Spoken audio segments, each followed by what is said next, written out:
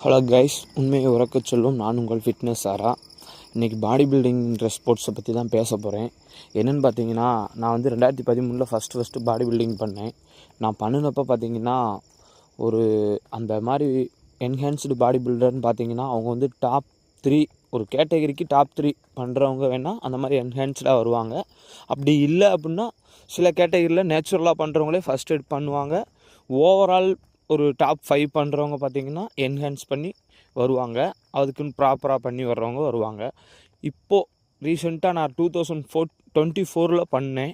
என்னென்னு பார்த்தீங்கன்னா, ஒரு கேட்டகரிக்கு 10th பிளேஸ் வரைக்கும் பண்ணுறவங்க மெடிசன் பண்ணி தான் வர்றாங்க. அப்போது நேச்சுரலாக பண்ணணும்னு நினைக்கிறவங்களுக்கு அது அங்கே வின் பண்ணுறதுக்கான வாய்ப்பே கிடையாது. ஆனால் நேச்சுரல் பாடி பில்டிங்குன்னு சொல்லி பண்ணுறாங்க. ஆனால் அது எதுவுமே நேச்சுரலாக பண்ணுற மாதிரி இல்லை. அது எல்லாருக்கும் தெரியும். இப்போ நான் வந்து பாடி பில்டிங்கை பற்றி நெகட்டிவாக ஸ்ப்ரெட் பண்ணுறேன்னு நினச்சிக்க வேண்டாம். என்ன ஒன்றுனா, நான் 2013 ஸ்டார்ட் பண்ணுறப்ப எனக்கு பாடி பில்டிங்கிற கேம் என்னான்னு கூட தெரியாது. நான் நேச்சுரலாக காம்படிஷன் பண்ணேன். அதில் நான் மிஸ்டர் மதுரைன்ற காம்படிஷனில் 55 கேட்டகிரியில் பார்த்தீங்கன்னா 60 கேட்டகிரியில் பார்த்தீங்கன்னா நான் 5th பிளேஸ் பண்ணேன். அப்போது அது எனக்கு தெரியாது, பாடி பில்டிங்னா இப்படி தான் தெரியாது.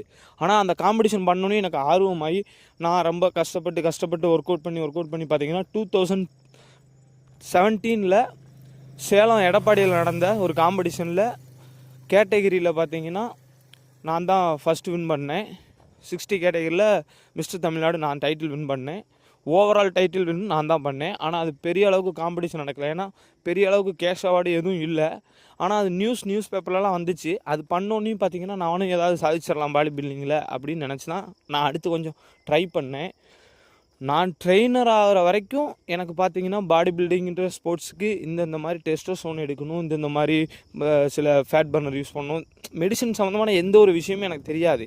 ஆனால் அதுக்கப்புறம் பார்த்தீங்கன்னா பாடி பில்டிங்னா இந்த மாதிரி சைக்கிள் ஃபாலோ பண்ணணும், இந்த மாதிரி டயட் ஃபாலோ பண்ணணும், இந்த மாதிரி கட்டிங் சைக்கிள் இருக்குது, பல்கிங் சைக்கிள் இருக்குன்றதெல்லாம் எனக்கு தெரியாது. ஆனால் நான் தெரியாமல் ஸ்டார்ட் பண்ணி இன்றைக்கி என்ன பண்ணுறதுன்னு தெரியாமல் டெய்லியும் ரன்னிங் பண்ணிக்கிட்டு அந்த என் மேலே இருக்க கோவத்தை நான் ரன்னிங்கில் காட்டிட்டு இனி வேணால் நான் ரன்னிங்கில் மாரத்தான் இந்த மாதிரி பார்ட்டிசிபேட் பண்ணலாம் அப்படின்னு சொல்லி நான் என்னை மூவ் பண்ணியிருக்கேன். ஆனால் என்னென்னு பார்த்தீங்கன்னா, நிறையா பேர் பாதி தூரம் போயிட்டு அவங்களால நேச்சுரலாக பண்ணி வின் பண்ண முடியாமல் வேறு வழி இல்லாமல் மெடிசன் எடுத்து தான் உடம்பையும் கெடுத்துக்கிட்டு தான் லைஃப்பையும் கெடுத்துக்கிறாங்க.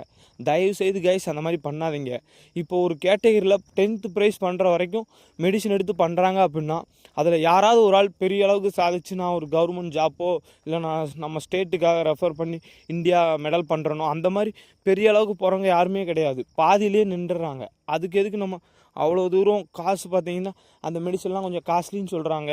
அந்த டைமில் பார்த்திங்கன்னா நம்ம எடுக்கக்கூடிய டயட்டும் சரி, நம்ம எடுக்கக்கூடிய சப்ளிமெண்ட்ஸும் சரி எல்லாமே கொஞ்சம் காஸ்ட்லியானது. அப்போது நம்மளால் ஒரு மிடில் கிளாஸ் பையனால் ரொம்ப பெரிய அளவுக்கு பாடி பில்டிங் பண்ண முடியாது. தயவுசெய்து கைஸ் யாருமே பாடி பில்டிங்கை பண்ணாதீங்கன்றது என்னோட பர்சனல் ஒப்பீனியன். பண்ணுறவங்க அது அவங்கவுங்க விருப்பம். ஆனால் இதிலேருந்து நான் பாதிக்கப்பட்டதால் வேறு யாரும் பாதிக்கப்பட்ட வேண்டாம் அப்படிங்கிறக்காக தான் நான் சொல்கிறேன்.